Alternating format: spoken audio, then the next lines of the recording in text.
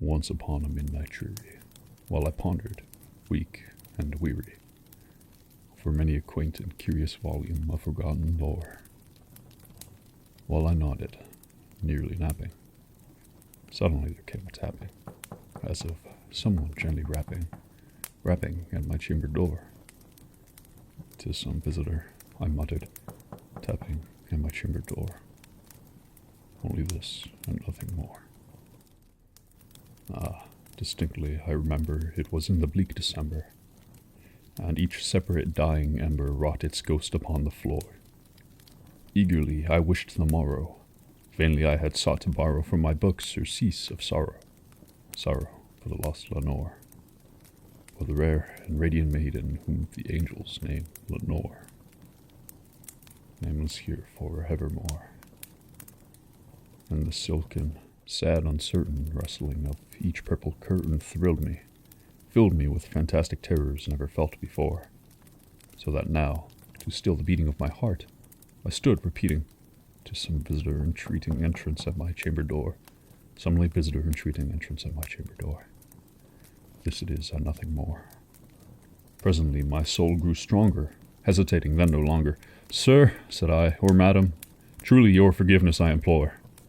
But the fact is I was napping, and so gently you came rapping, and so faintly you came tapping at my chamber door, that I scarce was sure I heard you." Here I opened wide the door. Darkness there, and nothing more. Deep into that darkness peering, long I stood there wondering, fearing, doubting, dreaming dreams no mortal ever dared to dream before. But the silence was unbroken, and the darkness gave no token, and the only word there spoken was the whispered word, "Lenore?" This I whispered, and an echo murmured back the word, "Lenore." Merely this, and nothing more. Back into the chamber turning, all my soul within me burning. Soon again I heard a tapping somewhat louder than before. "Surely," said I, "surely that is something at my window lattice. Let me see, then, what thereat is, and this mystery explore. Let my heart be still a moment, and this mystery explore. 'Tis the wind, and nothing more." Open here I flung the shutter, when, with many a flirt and flutter, in there stepped a stately raven of the saintly days of yore. Not the least obeisance made he, not a minute stopped or stayed he, but, with mien of lord or lady, perched above my chamber door, perched upon a bust of Pallas just above my chamber door, perched, and sat, and nothing more. Then this ebony bird beguiling my sad fancy into smiling, by the grave and stern decorum of the countenance it wore. "Though thy crest be shorn and shaven, thou," I said, "art sure no craven, ghastly grim and ancient raven, wandering the nightly shore. Tell me what thy lordly name is on the night's Plutonian shore." Quoth the raven, "Nevermore." Much I marveled this ungainly fowl to hear discourse so plainly, though its answer little meaning, little relevancy bore. For we cannot help agreeing that no living human being ever yet was blessed with seeing bird above his chamber door, bird or beast upon the sculptured bust above his chamber door, with such a name as Nevermore. But the raven, sitting lonely on the placid bust, spoke only that one word, as if his soul in that one word he did outpour. Nothing farther than he uttered, not a feather than he fluttered, till I scarcely more than muttered, "Other friends have flown before. On the morrow he will leave me, as my hopes have flown before." Then the bird said, "Nevermore."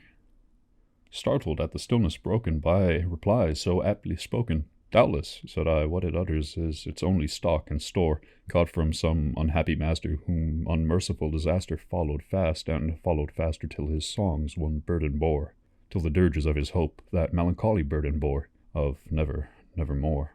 But the raven still beguiling my sad fancy into smiling. Straight I wheeled a cushioned seat in front of bird and bust and door. Then, upon the velvet sinking, I betook myself to linking fancy unto fancy, thinking what this ominous bird of yore, what this grim, ungainly, ghastly, gaunt, and ominous bird of yore meant in croaking nevermore. This I sat, engaged in guessing, but no syllable expressing to the fowl whose fiery eyes now burned into my bosom's core. This and more I sat divining, with my head at ease, reclining on the cushion's velvet lining that the lamplight glowed to door, but whose velvet violet lining with the lamplight gloating o'er, she shall press, nevermore. Then methought the air grew denser, perfumed by an unseen censer, swung by seraphim whose footfalls tinkled on the tufted floor. Wretch, I cried, thy God hath lent thee, by these angels he hath sent thee, respite and nepenthe from thy memories of Lenore. Quaff this kind nepenthe, and forget this loss nor. Quoth the raven, nevermore.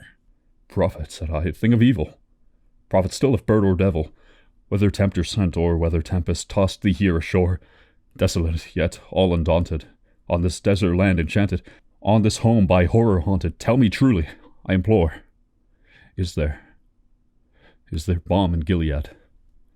Tell me, I implore. Quoth the raven, nevermore. Prophet, said I, thing of evil, prophet still if bird or devil, by thy heaven that bends above us, by that God we both adore, tell this soul with sorrow laden, if, within the distant Aidenn, it shall clasp a sainted maiden whom the angels name Lenore, clasp a rare and radiant maiden whom the angels name Lenore. Quoth the raven, nevermore. Be that word our sign of parting, bird or fiend, I shrieked, upstarting, get thee back into the tempest and the night's Plutonian shore. Leave no black plume as a token of that lie thy soul hath spoken. Leave my loneliness unbroken. Quit the bust above my door, take thy beak from out my heart, and take thy form from off my door. Quoth the raven, nevermore. And the raven, never flitting, still is sitting on the pallid bust of Pallas just above my chamber door, and his eyes have all the seeming of a demon's that is dreaming, and the lamplight o'er him streaming throws his shadow on the floor, and my soul, from out that shadow that lies floating on the floor, shall be lifted nevermore.